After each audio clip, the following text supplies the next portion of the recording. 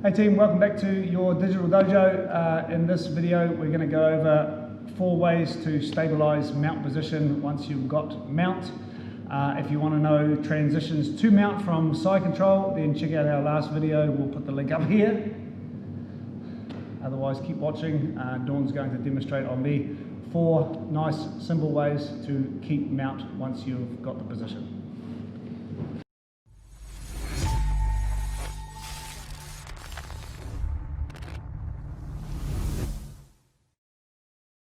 So first of all, if you don't know mount position, this is mount position. You've passed your partner's legs.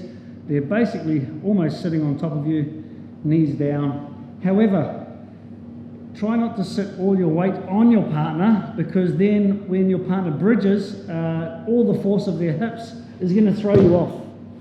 So when you do get to mount position, what you try to do is elevate your bum 1 or 2 inches off of your partner, which makes that when you bridge, that you're a lot more secure. Right, see, Dawn's not moving as much there. If she had all her weight on me, then she's going to go flying whenever your partner bridges your hips. So try to remember that when you do get mount position. So whenever you get mount position, the first thing you need to do is secure the position, right?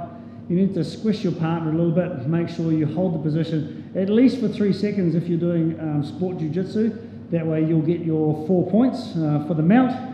But of course, for any other situation, what you're trying to do is you're going to put as much pressure on your partner, squish them, make them feel uncomfortable, try to push them or bait them into panicking and making a mistake. Right. So the first thing we're going to do is called the Superman position, and it is exactly what it sounds like. However, there's a couple of details that we will go over. So if Dawn does the Superman or Superwoman position.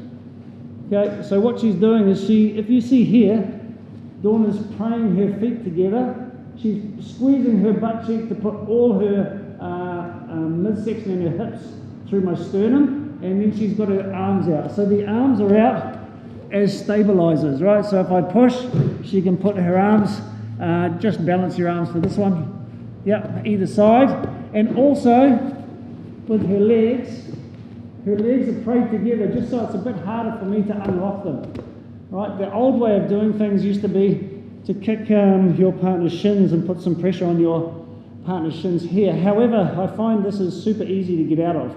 All I need to do here is just kick my leg straight and start looking to bring a leg through or underneath in order to get my partner's legs off of me. Right? So I would say this would be a better way of doing this for me, which is praying your feet together. Make sure you lift your knees off the ground, so no space under your knees. That means all of your weight is through your partner, right? As soon as you put any points on the ground, you take weight off your partner. So the Superman position is about you flying on top of your partner. So that's the one. Hips through, feet together, hands slightly out to make sure that if your partner moves from side to side, you've got a little bit of balance. So from here, in order to move up, okay, your partner's going to put their hands on the top of your head like a full stop, and then they're going to bring their knees up to move up to a higher mount position. Right, so that is stabilization position number 1. That's Superman. So stabilization position number 2. So if Dawn's got really high legs, the higher your partner's legs, the more isolated the arms. So Dawn, you keep on climbing up, keep climbing. You'll see the more she climbs up, the more isolated my arms, which means now I'm in a lot of danger, right? So you'll find that the person on the bottom is always trying to wiggle down and push their way down off of you, right? Or they're trying to push you somehow. So we're going to go over a couple of scenarios of how they may push you. Okay, so the first one we're going to do is just straight with somebody panicking and pushing off of your chest or shoulders. So this is, of course, once you know a bit of jiu-jitsu, you know this is going to be very dangerous. However, so you've got a couple of options here. People who know what they're doing might swing for the armbar. People who want to retain the top position will do a couple of the following moves, right? Not always is it advantageous to swing for the armbar, because if you miss or lose the armbar, generally you're going to end up on the bottom. Okay, so in a lot of cases, even if you look at MMA, they won't take this armbar they'll just punch, or they'll do a couple of the things that we're going to do today. So if your partner pushes here, what you're going to do is just going to drop your shoulder sideways. So from one side to the other, just put your, there, right? So just collapse your body, right? So I'm pushing in a straight plane, my partner just collapses, and my arms will collapse when I do the other way, there, right? And then they can come back to the middle, then they can Superman, they can do whatever they need to settle the position down again.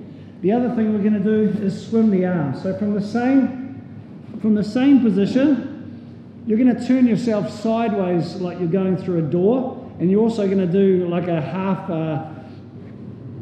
breaststroke swimming stroke.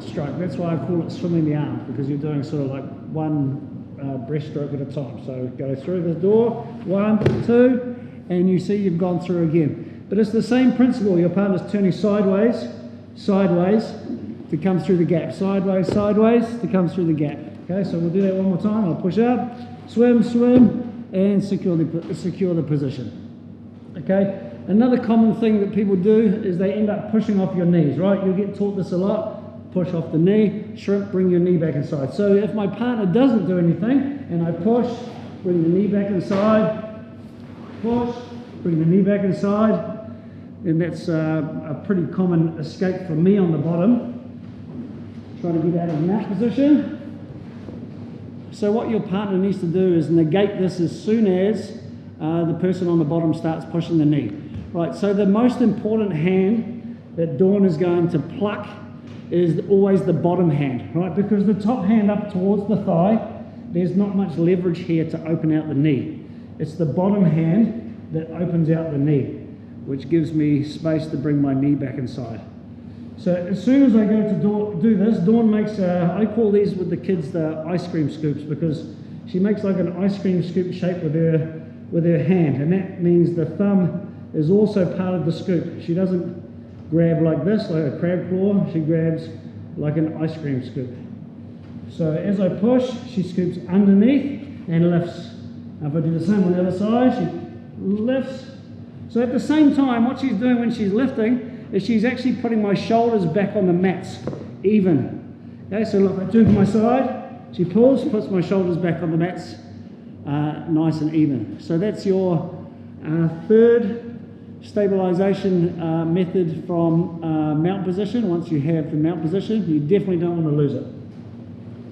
Okay, and the last one is we're going to go from side to side and anchor ourselves to our partner. So whether your partner's pushing off the hips or whether they're pushing this way and panicking, okay, so now Dawn is going to connect herself to me. So she's using the same thumb out ice cream scoop grip on the back of my head, and as I push, she's going to anchor herself to the ground. Nice far hand so I can't pull the arm back in, and we'll do the same on the other side. So I'll push on the other side, and she's going to anchor herself to my head and put her arm out. So the arm wants to be nice and far out so that I can't scoop it back in and sweep her. So the last thing that Dawn's doing, which you'll see with her legs here, is she's also taking away my ability to bridge.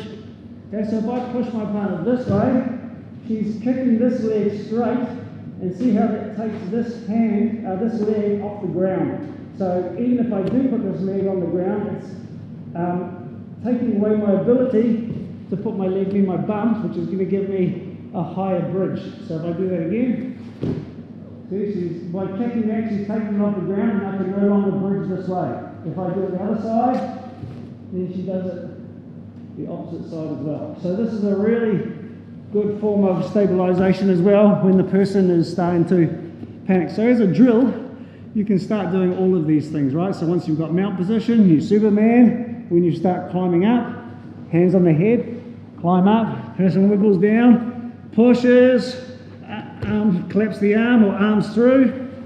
Good, push again, arms through. Good, and then push from side to side. Good, and then pushes the knees. Ice cream scoop, ice cream scoop, ice cream scoop. So that's a cool little drill you can do with a partner, or hop off please, thank you. So that's a cool little drill you can do with a partner, or when you come to the gym to drill with somebody. This is all part of our Blue Belt curriculum, mount stabilisation. So please make sure you understand the basics and can utilise these techniques when you're rolling. It's only going to make your jiu-jitsu better. So keep practicing.